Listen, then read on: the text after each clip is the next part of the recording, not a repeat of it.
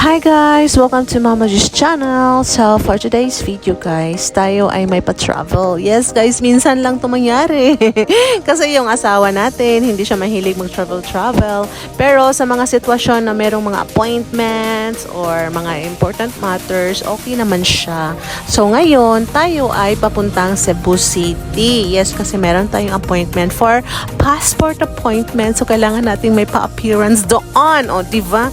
So, ayan na nga guys, hindi pa nga umaandar yung sasakyan. Abay, kumakain na si Bagets guys. Ikaw na talaga Jacob, ikaw na. Ubos ang snacks, hindi pa nga umaandar yung boat.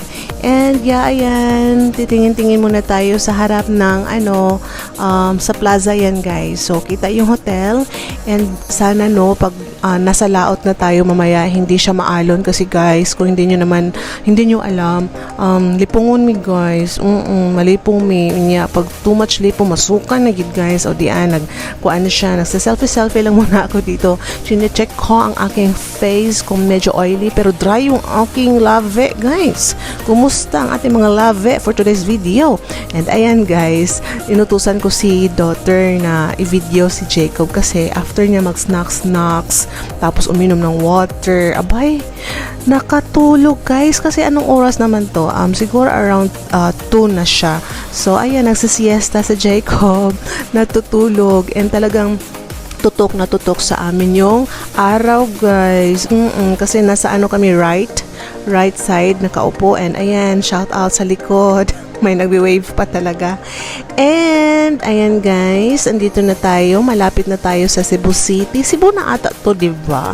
Pero ayan, papunta na yung boat sa pier ng Cebu. Hindi ko alam kung anong tulay ito guys. Hindi ako masyadong sweto ba? Yes, sa Cebu City. But yeah, finally guys, andito na yung boat. Dumating na tayo sa pier. Hinintay lang na makapark ng mabuti. And guys, so di na jud ta sa van. Nag-van lang ni guys kay walang mga taxi yung color white sa loob. Noon kasi merong mga taxi sa loob ng pier pero binawalan na pala sila guys. So may nakita kaming van sa loob, so pinakyaw na lang namin. And finally, andito na tayo sa loob ng hotel, guys. Finally, guys, we arrived here na at Marco Polo. So, ito yung room namin. Yes. Ano, kamayri, masiguro mo, Jacob na. And we take the sea view. Last time kasi mountain view yun. Kaya ngayon, nandito tayo sa sea view, guys. Look at that! And we're so hungry kasi hindi kami kumain ng breakfast and no lunch. Kainan na this. Kumusta ang ating mga pakatawan dito? Ayan, i-check natin kung ano ang laman ng cabinet na to guys. So ayan, meron silang pa-robe and my slippers. Teka lang, isang robe lang talaga, as in, 4 kami din, isang robe lang. And dito, may pa-safe sila. Sana may ilalagay tayo mga dolyares dyan. Kaso wala eh. And dito naman, check natin kung may ref. Okay, may ref siya guys. But, okay, walang laman. Noon, meron yan. Bakit kaya ngayon wala na silang nilalagay guys? And, syempre, may pa-complement yung Marco Polo, may pa-kape, may pa-tsaa. And, ito si Bagets guys, ayan, gusto niyang i-on yung TV pero hindi niya ma-on, hindi ko rin alam kung paano. And ayan guys, medyo gutom na kami sa mga panahon na ito, sa mga oras na to. Kaya ayan, punta na kami sa may poolside para kumain ng ating brunch. Pa-brunch na to guys. And andito na tayo sa labas. At also halatang gutom na kami dito guys. Ang aking dalawang mga junakis guys, naku, nagtitimpi lang yan. Pero ayan, si Jacob talagang piling-pili na siya kung anong gusto niyang kainin. Pero kumuha sila ng parehong pagkain, puro mga pizza and same flavor, pepperoni talaga. Ako lang yung iba. In order ko is pasta. Yes guys, kasi makikishare lang ako sa nila sa pizza of course. So guys, pumasok na kami sa room after namin kumain kasi pagod kami guys. So rest muna kami saglit. Rest muna and then magsiswimming ang dalawa. Ako hindi siguro ako magsiswimming kaya baka umandar yung sakit ko sa likod. May lakad pa naman kami bukas. And tomorrow excuse me po, tomorrow maaga kami, dapat by 7, biyahe na kami doon sa aming appointment. Kasi daw, malayo-layo yan, mga 1 hour talaga daw yung travel. Kasi baka traffic. So, 6 a.m. dapat nasa na kami, nag-breakfast na kami. So, yeah, ayan, si Ma'am Salihan doon. Nag-charge ka na? Maganda yung palighting nila dito. Yung swimming pool dito sa Marco Polo, guys, malamig. Nakaligo na ako noon.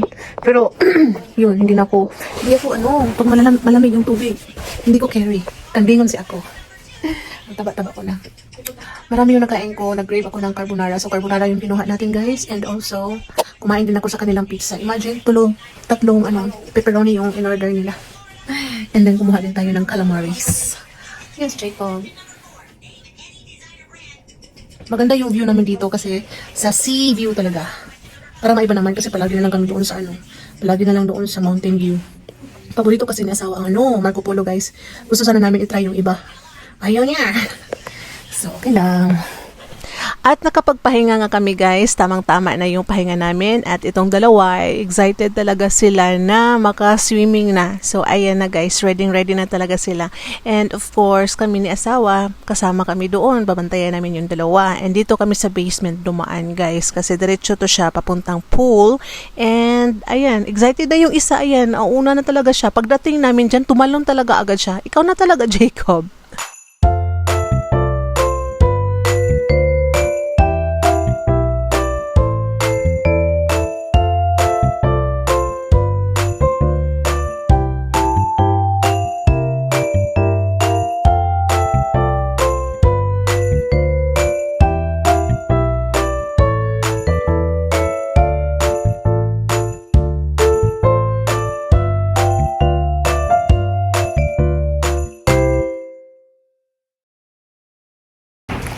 Hi guys, good morning. Good morning, Cebu. So now we're heading to the restaurant. What am I going to do?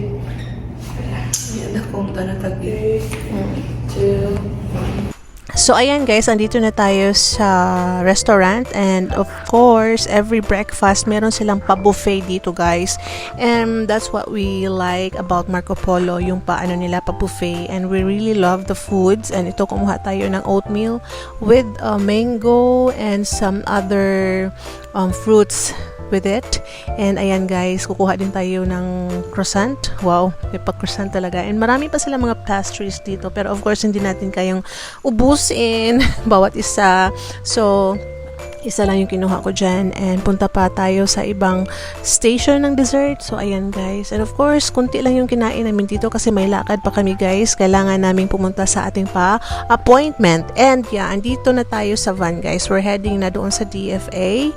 And medyo traffic talaga guys. Early pa to. Mga around 7 kami lumabas. Or yeah, umalis from the hotel.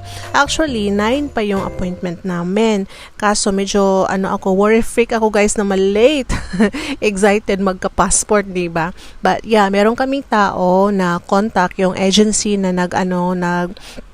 take care sa aming papers guys. So yeah, sabi ko sa kay ma'am, early kami aalis kasi sabi niya, malayo kayo, andyan kayo sa Marco Polo, tapos nasa Mandawi daw. So kaya maaga kami talagang umalis guys. So guys, andito na tayo sa sa mall kung saan located yung DFA. So dito na lang muna kami maghintay sa van. Buti na lang nag-hire talaga tayo ng van. And then maghihintay din si kuya sa atin until matapos ang ating appointment. And yeah, okay yung drive ni kuya. Okay na okay. Malapit lang pala talaga siya. So, no need to worry na malate. So, 1 hour early kami. Bahala na lang na early kami guys. Oy, kasi malate naman kami, di ba? So yeah, mamaya ulit. Ayan guys, pauwi na tayo sa hotel. Hindi ako nakapag-vlog sa loob doon sa sa DFA office guys kasi parang medyo pantay sarado yung mga guard. So baka pagalitan tayo, ma-award tayo guys kung magvi-video-video. And yeah, hindi masyadong matagal yung namin doon appointment. Umabot ng mga 1 oras pero super quick lang talaga kasi ready na lahat yung papers namin, yung appearance na lang talaga.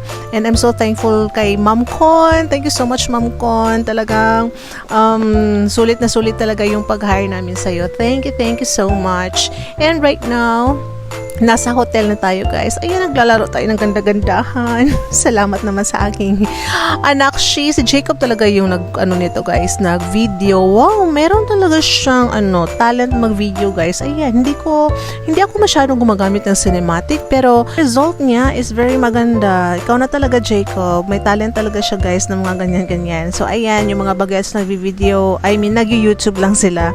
And walang ibang magawa. So nasa lounge muna kami. Hindi muna kami pumunta sa room kasi mga gutom na kami dito, mga I think 11 na to guys, so pa-lunch na. So dito lang muna kami natambay sa lounge ng hotel. Pero lumipat kami ng upuan guys kasi yung inupuan namin na may pa-couch, yung table niya is maliit lang, and we realized na parang 4 yung in-order namin na food dito guys. So hindi talaga sila nagsasawa sa pizza guys. Nag-order sila ng pizza, and ito yung tatlong menu na kinuha natin: salmon, pork, and chicken yung may pasta. And masasarap sila guys.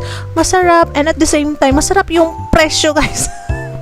Ay naku, yung presyo din talaga guys. At ayan, lumipat na naman kami ng table. Bumalik kami sa my couch, pero ibang spot ng couch kasi andito na si Josawa guys, and he's hungry also. Katapos namin kumain ng lunch, so mga ilang 1 hour after I think, so nag-dessert kami. Ayan si Jacob, umorder siya ng kanyang ice cream na fudge something, and ako, ayan, tayo, ano bang tawag nito? Ensaymada with cheese. Grabe, overload talaga yung cheese. Masarap siya. Yeah, masarap. Good luck sa carbs natin. Si asawa, umorder siya ng kanyang parang sandwich, Reuben sandwich, basta yun. And si Natalie, nag-magnum lang siya guys. Busog na kami, palagi na lang kami kumain kami ng ice cream. Asay flavors sa mo ice cream? Cookie dough. Yung akin ay coffee. Mag-swimming kami mamaya guys. Oo.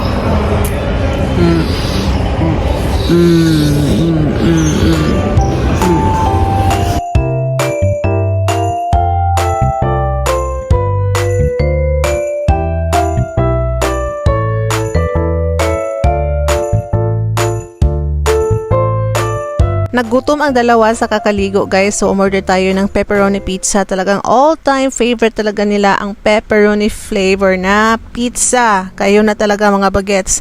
So ayan guys, struggle si Jacob mag-slice dito kasi nahirapan siyang tanggalin ang isang slice. At tapos na ang ating quick staycation dito sa Cebu guys. Ang ating 3 days and 2 nights, napakabilis ng oras or panahon no.